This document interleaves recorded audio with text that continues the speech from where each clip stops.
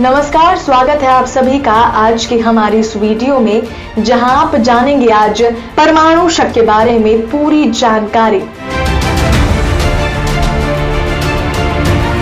परमाणु शक्ति, परमाणु ऊर्जा बिजली उत्पादन के लिए परमाणु प्रतिक्रियाओं का उपयोग है। परमाणु ऊर्जा परमाणु विखंडन, परमाणु क्षय और परमाणु संलयन प्रतिक्रियाओं से प्राप्त की जा सकती है। वर्तमान में परमाणु ऊर्जा से बिजली का विशाल बहुमत परमाणु ऊर्जा संयंत्रों में यूरेनियम और प्लूटोनियम के परमाणु विखंडन द्वारा उत्पादित किया जाता है। परमाणु क्षय प्रक्रियाओं का उपयोग विशिष्ट अनुप्रयोगों में किया जाता है, जैसे रेडियो आइसोटोप, थर्मोइलेक्ट्रिक जनरेटर, कुछ अंतरिक्ष जांच जैसे वोयाजर 2 में संलयन शक्ति से बिजली उत्पन्न करना अंतर्राष्ट्रीय शोध का फोकस बना हुआ है। नागरिक परमाणु ऊर्जा से 2019 में 2586 टेरावाट घंटे बिजली की आपूर्ति की, जो वैश्विक बिजली उत्पादन के लगभग 10% के बराबर है और जल विद्युत के बाद दूसरा सबसे बड़ा कम कार्बन ऊर्जा स्रोत था। जनवरी 2021 तक दुनिया में 442 नागरिक विखंडन रिएक्टर है, जिनकी संयुक्त विद्युत क्षमता 392 गीगावाट है। मूल परमाणु विखंडन की खोज 1938 में रेडियोधर्मिता के विज्ञान पर 4 दशकों से अधिक के काम और परमाणुओं के घटकों का वर्णन करने वाले परमाणु भौतिकी के विस्तार के बाद हुई। विखंडन प्रक्रिया की खोज के बाद ये महसूस किया गया कि एक विखंडनीय नाभिक आगे के नाभिक विखंडन को प्रेरित कर सकता है। इस प्रकार एक आत्मनिर्भर श्रृंखला प्रतिक्रिया को प्रेरित कर सकता है। एक बार जब 1939 में प्रयोगात्मक रूप से इसकी पुष्टि हो गई, तो कई देशों के वैज्ञानिकों ने परमाणु हथियार के विकास के लिए द्वितीय विश्व युद्ध के अंत में परमाणु विखंडन अनुसंधान के समर्थन के लिए अपनी सरकारों से याचिका दायर की। संयुक्त राज्य अमेरिका में इन शोध प्रयासों ने पहले मानव निर्मित परमाणु रिएक्टर शिकागो पाइल 1 का निर्माण किया, जिसने 2 दिसंबर 1942 को महत्वपूर्णता हासिल की। रिएक्टर का विकास मैनहट्टन परियोजना का हिस्सा था, जो कि सहयोगी प्रयास था। द्वितीय विश्व युद्ध के दौरान परमाणु बम बनाए इसने इनमें परमाणु हथियारों में उपयोग के लिए हथियार ग्रेड प्लूटोनियम के उत्पादन के लिए बड़े एकल उद्देश्य उत्पादन रिएक्टरों के निर्माण का नेतृत्व किया। जुलाई 1945 में संयुक्त राज्य अमेरिका ने पहले परमाणु हथियार का परीक्षण किया। ट्रिनिटी परीक्षण 1 महीने बाद हिरोशिमा और नागासाकी के परमाणु बम विस्फोट के साथ।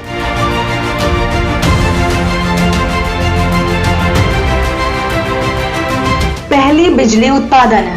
व्यावहारिक परमाणु शक्ति विकसित करने वाला यह पहला संगठन अमेरिकी नौसेना था, जिसने पनडुब्बियों और विमान वाहनों को चलाने के उद्देश्य से SIW रिएक्टर था। पहली परमाणु ऊर्जा से चलने वाली पनडुब्बी USS नॉटलिक्स को जनवरी 1954 में समुद्र में उतारा गया। S1W रिएक्टर एक दबाव युक्त जल रिएक्टर था। इस डिजाइन को इसलिए चुना गया क्योंकि ये वैकल्पिक डिजाइनों की तुलना में सरल, अधिक कॉम्पैक्ट और संचालित करने में आसान था। इस प्रकार पनडुब्बियों में उपयोग के लिए अधिक उपयुक्त था।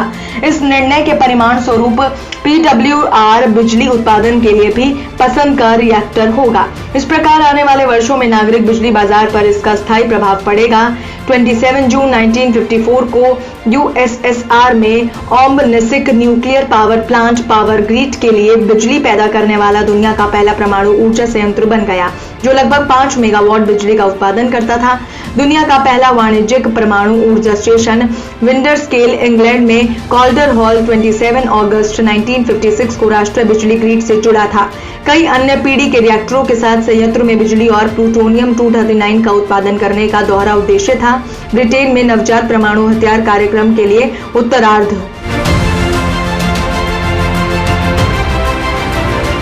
परमाणु ऊर्जा संयंत्र। परमाणु ऊर्जा संयंत्र थर्मल पावर स्टेशन है, जो परमाणु विखंडन से निकलने वाले तापीय ऊर्जा का उपयोग करके बिजली उत्पादन करते हैं।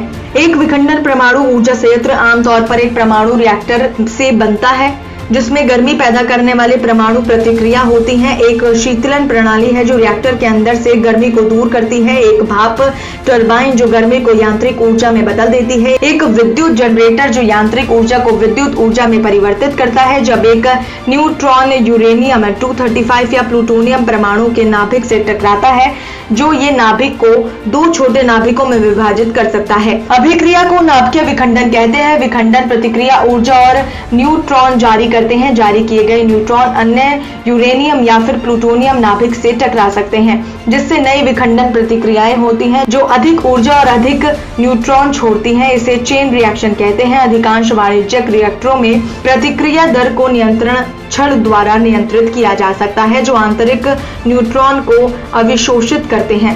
परमाणु रिएक्टरों की नियंत्रणीयता इस तथ्य पर निर्भर करती है कि विखंडन से उत्पन्न न्यूट्रॉन को एक छोटा अंश विलंबित होता है। विखंडन और न्यूट्रॉन की रिहाई के बीच का समय प्रतिक्रिया दर में परिवर्तित को धीमा कर देता है और प्रतिक्रिया दर को समायोजित करने के लिए नियंत्रण छड़ को स्थानांतरित करने के लिए समय देता है।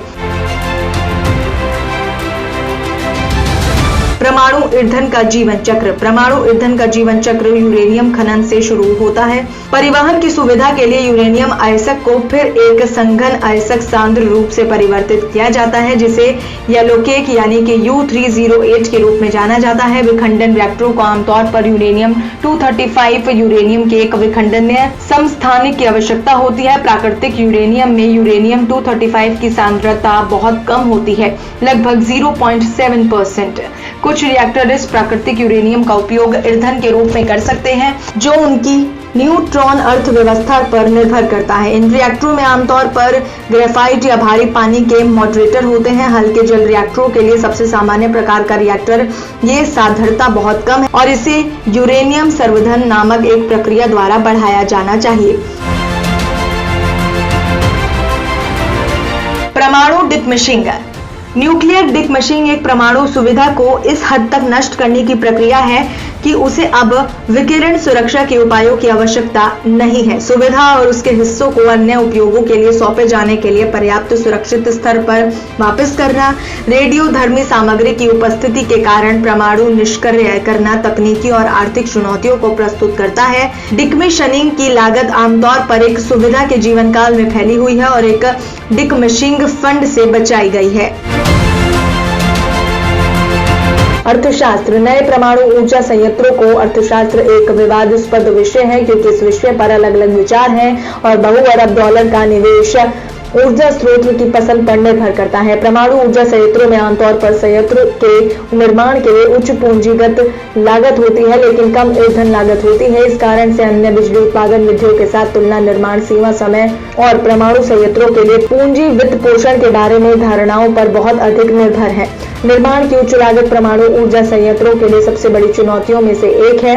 एक नए 1100 मेगावाट संयंत्र की तुलना $6 बिलियन से $9 बिलियन के बीच होने का अनुमान है। परमाणु ऊर्जा लागत रुझान राष्ट्रीय डिजाइन, निर्माण दर और विशेषज्ञता में परिचितता की स्थापना द्वारा बड़ी असमानता दिखाई देते हैं। केवल 2 राष्ट्र जिनके लिए डेटा उपलब्ध है 2000 के दशक में लागत में कमी देखी गई थी, वो भारत और दक्षिण कोरिया। परमाणु ऊर्जा के अर्थशास्त्र के विश्लेषण में ये भी ध्यान में रखा जाना चाहिए कि भविष्य की अनिश्चितताओं का जोखिम कौन उठाता है। 2010 में सभी संचालित परमाणु ऊर्जा संयंत्रों को राज्य के स्वामित्व वाली या विनियमित विद्युत उपयोगिता एकाधिकार द्वारा विकसित किया गया है। कई देशों में तब से बिजली बाजार को उदार बनाया गया है जहां ये जोखिम और पूंजीगत लागत से पहले उभरने वाले सस्ते प्रतिस्पर्धियों को जोखिम उपभोक्ताओं के बजाय संयंत्र आपूर्तिकर्ताओं और ऑपरेटर द्वारा वहन किया जाता है, जिससे नए परमाणु ऊर्जा के अर्थशास्त्र का काफी अलग मूल्यांकन होता है।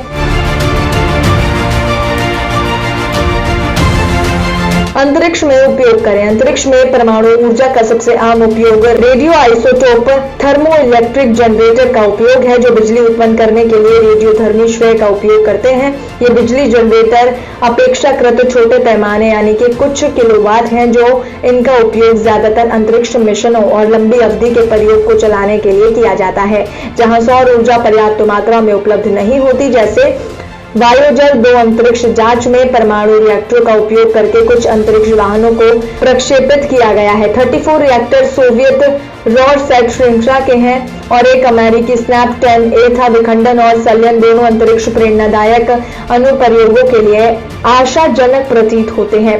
कम प्रतिक्रिया द्रव्यमान के उच्च मिशन वेग उत्पन्न करते हैं। सुरक्षा। अन्य बिजली संयंत्रों की तुलना में परमाणु ऊर्जा संयंत्रों में 3 विशिष्ट विशेषताएं हैं जो उनकी सुरक्षा को प्रभावित करते हैं। सबसे पहले, परमाणु रिएक्टर में तीव्रता में रेडियोधर्मी पदार्थ मौजूद होते हैं। पर्यावरण के लिए उनकी रिहाई खतरनाक हो सकती है।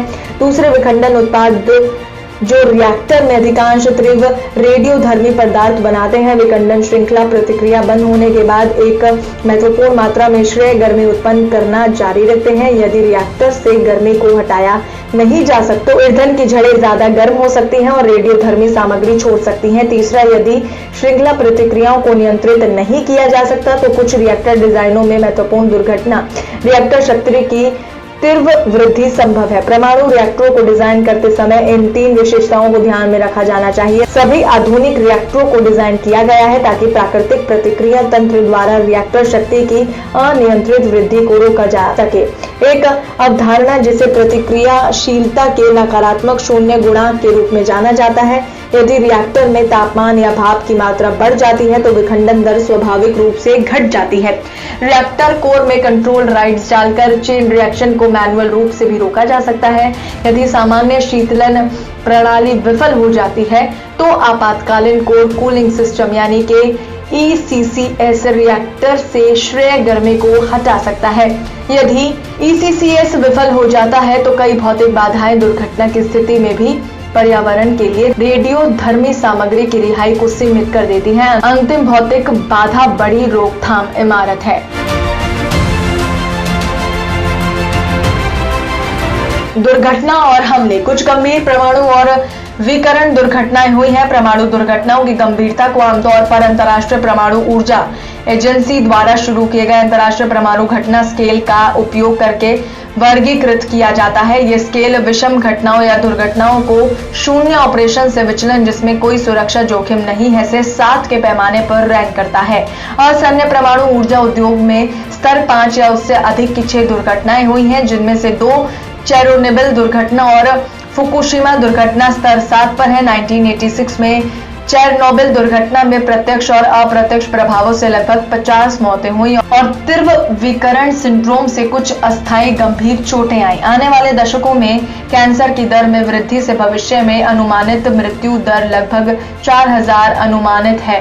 फुकुशिमा दाइची परमाणु दुर्घटना 2011 के तोहोकू भूकंप और सुनामी के कारण हुई थी। दुर्घटना में विकिरण से संबंधित कोई मौत नहीं हुई, लेकिन इसके परिणाम स्वरूप आसपास के क्षेत्रों में रेडियोधर्मी प्रदूषण हुआ। कठिन सफाई अभियान में 40 से अधिक वर्षों में अरबों डॉलर खर्च हो गए। एक अन्य विश्लेषण में पाया गया कि कोयला, तेल, तरल पेट्रोलियम गैस और जल विद्युत दुर्घटनाओं के परिणाम स्वरूप परमाणु ऊर्जा दुर्घटनाओं की तुलना में अधिक आर्थिक प्रभाव पड़ा है। अध्ययन में परमाणु से होने वाली गुप्त कैंसर से होने वाली मौतों की तुलना अन्य ऊर्जा स्रोतों में उत्पन्न होने वाली ऊर्जा के प्रति यूनिट तत्काल मौतों से की जाती है और इसमें जीवाश्म ईंधन से संबंधित कैंसर और अन्य अप्रत्यक्ष मौतों को शामिल नहीं किया गया है, जो इसके गंभीर दुर्घटना में जीवाश्म ईंधन की खपत के उपयोग से हुई है। तो कैसी लगी आपको ये वीडियो? कमेंट सेक्शन में हमें जरूर बताएं। साथ ही इस वीडियो को लाइक, शेयर करना और हमारे चैनल को सब्सक्राइब करना बिल्कुल ना भूलें।